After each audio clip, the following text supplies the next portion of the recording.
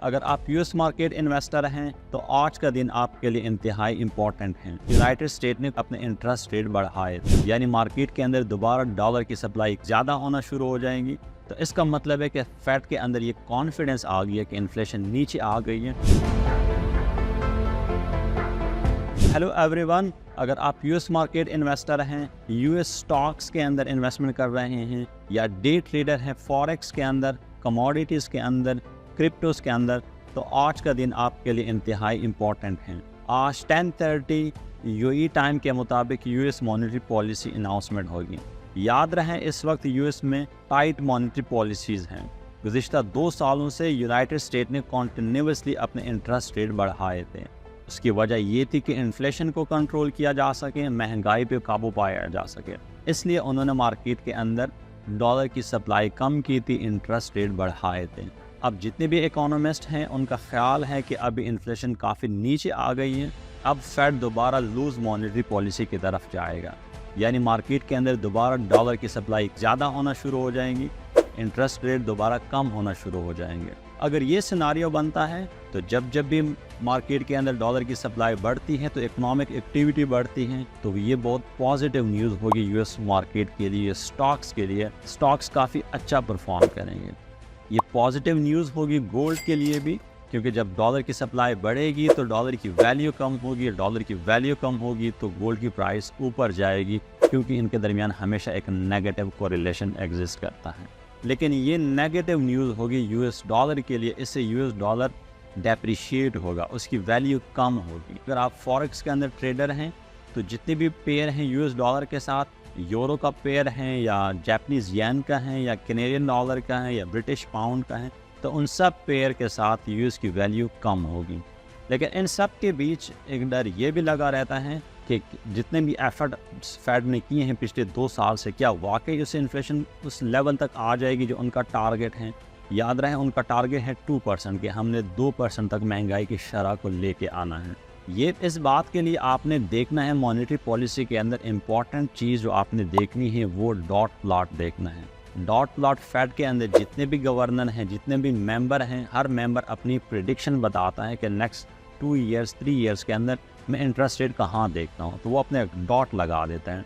आज 5.5% है, वो नेक्स्ट ईयर क्या देखना चाहते हैं। कोई 4.4% देखना चाह रहा होगा, कोई 5%, कोई 3%। सो आपने वो डॉट प्लॉट देखना है और ये एवरेज बताई होगी कि एवरेज नहीं वो कहाँ पे देखना चाह रहे हैं।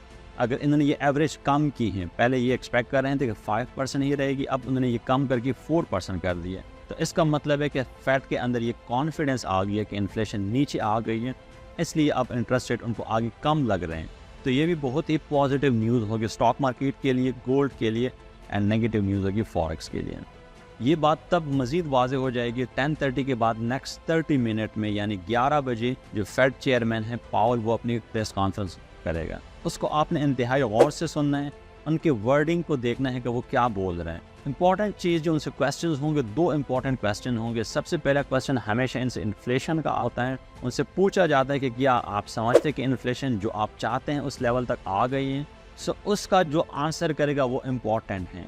क्या वो ये यूज़ करते हैं कि हमारे अंदर कॉन्फिडेंस आ गया है कि अब इन्फ्लेशन दोबारा ऊपर नहीं जाएगी, या वो ये बात बोलता है कि अब अभी तक हमारी जंग इन्फ्लेशन के साथ जारी है। अगर वो ये बोल देता है कि इन्फ्लेशन के साथ हमारी जंग अभी भी जारी है, अभी भी मॉनेटरी पॉलिसी टाइट होंगे, तो याद रहे मार्केट बहुत गिरेगी, स्ट्रेट अवे गिरेगी।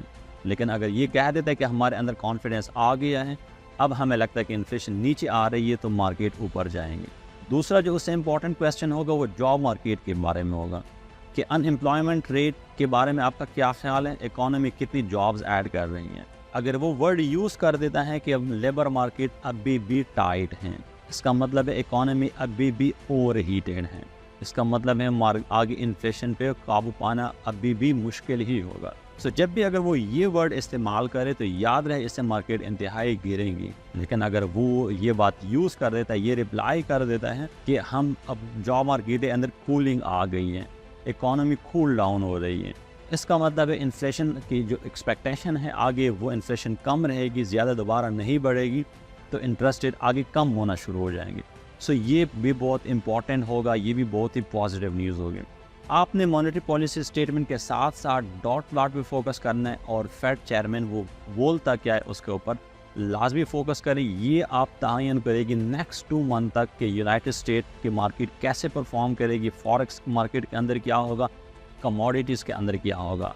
Very important, you should must keep an I on all this. Thank you so much, I hope you will have a wonderful trading.